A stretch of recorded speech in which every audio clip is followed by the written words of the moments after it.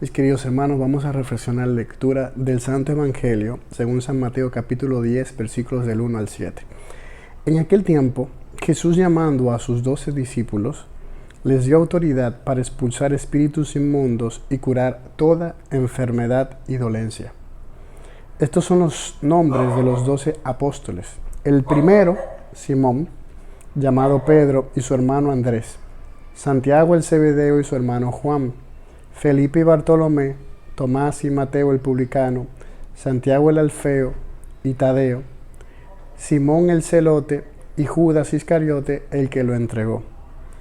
A estos 12 los envió Jesús con estas instrucciones: no vayáis a tierra de gentiles ni entréis en las ciudades de Samaria, sino id a las ovejas descarriadas de Israel, id y proclamad que el reino de los cielos está cerca. Palabra del Señor. En esta lectura del día de hoy tenemos varias cosas interesantes que podemos aprender.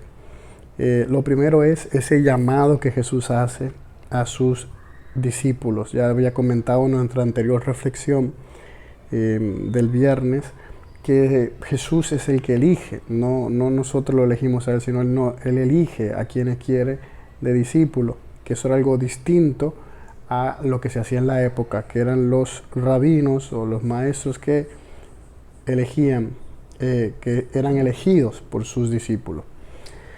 Aparte de esto, Él elige 12 en representación de las 12 tribus de Israel, y estas 12, que son sus 12 apóstoles, vienen a ser las columnas de la iglesia. Ellos son los encargados de esa extensión y de ese depositado de esa autoridad de Cristo. Por eso les dice la siguiente perícopa, les dio autoridad para expulsar espíritus inmundos. Algo que tienen los obispos, ya saben que los apóstoles, los sucesores de los apóstoles son los obispos.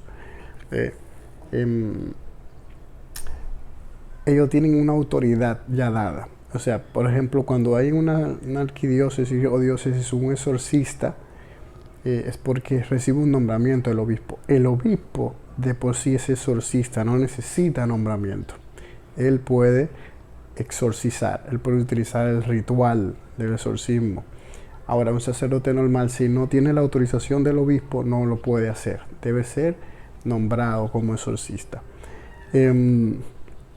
Y tiene esta autoridad para expulsar espíritus inmundos. Algo que es un hecho de la existencia, pues, del mal y de los espíritus que toman posesión de cuerpos de hermanos y hermanas. Por eso el ministerio del exorcista es algo real. Y luego también le da autoridad para curar toda enfermedad y dolencia. Eso es otra cosa también.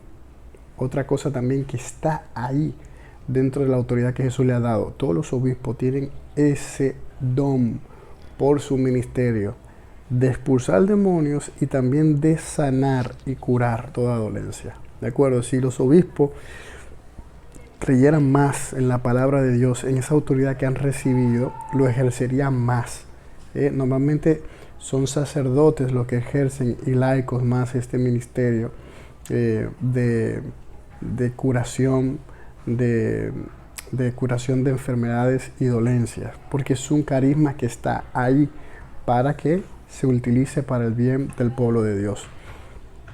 Es una realidad, tanto así como la del exorcista es una realidad que existe también este carisma para curar.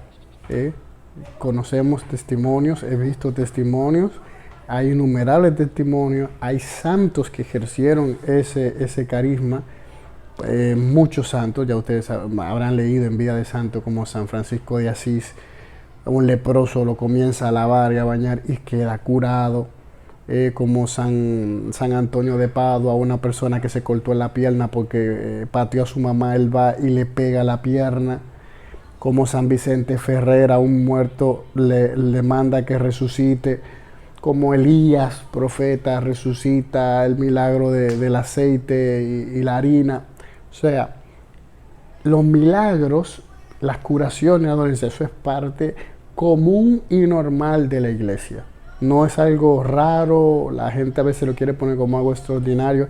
Es lo común y natural de nuestra vida de fe, que sucedan estas cosas, porque Jesús ha dado esa autoridad.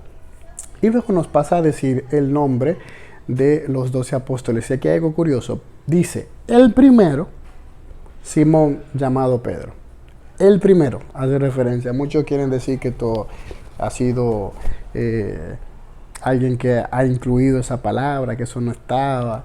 La iglesia quiso incluir eso para defender el papado, pero no, ya en los manuscritos más antiguos está de esa manera. El primero, Pedro, el primero entre todos los apóstoles. Eso era reconocido por ellos. Si ustedes ven la Biblia en su totalidad, y sobre todo el Nuevo Testamento, más el Nuevo Testamento, vemos esa primacía que tenía Pedro. Esa primacía que tenía Pedro por encima de los demás apóstoles. Cuando hay que elegir a otro apóstol, porque Judas ya no está, es Pedro quien habla.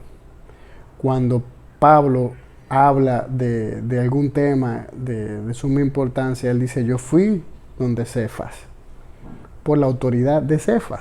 Todo el mundo sabía que él era tenía el primado, tenía ese ser el primero entre los apóstoles. Y por eso el Papa sucede a Pedro. Entonces siempre hay uno que está en primero entre todos los obispos, que siempre es el Papa, el obispo de Roma. Y hay algo con lo que va hablando de cada uno de los demás apóstoles, y me llama la atención cuando Jesús al final le da unas instrucciones. Le dice, no vayáis a tierra de los gentiles. Eso es porque Jesús estaba en vida. Cuando Jesús estaba en vida, él dedicó su apostolado a Israel, Jerusalén, porque era el pueblo a la cual se habían hecho todas las promesas. Ese pueblo. Después nosotros, todos los cristianos, somos herederos de esas promesas. Pero el pueblo tenía que cumplirse todas las promesas. Entonces por eso le manda a que no vayan a otras tierras, sino que no entren a otras ciudades más que a las ovejas descarriadas de Israel, y proclamarle a ellos que el reino de Dios está cerca. Eso era para que se cumpliera la palabra. Y luego después de ahí, ya cuando Jesús muere, entonces que ya son enviados a hasta los confines de la tierra, hasta los confines. Y lo vemos en el mismo Mateo, en el mismo capítulo 29 de Mateo, donde ya el Señor le dice, id al mundo entero y proclamad la buena nueva. Entonces, hermanos míos, primero Dios te llama para que estés con Él. Y aparte de eso también puede ser que Él te llame a dar un paso más allá, ya sea el ministerio sacerdotal, ya sea el ministerio de liberación, ya sea el ministerio de sanación, te puede llamar también al sacerdocio, a la vida religiosa, o dentro de tu matrimonio también, predicar, orar, también te da autoridad, ¿de acuerdo? Autoridad para liberar y sanar a tus hermanos, aunque de suyo lo tienen por ministerio el obispo. El obispo tiene eso como ministerio, le viene dado. Ya nosotros los demás, a los laicos, sacerdotes, nos viene por pura gratuidad de Dios, que quiere regalarnos esos dones, esos carismas para el bien y la ayuda de nuestros hermanos, el pueblo de Dios. El que tenga oídos para oír, que oiga.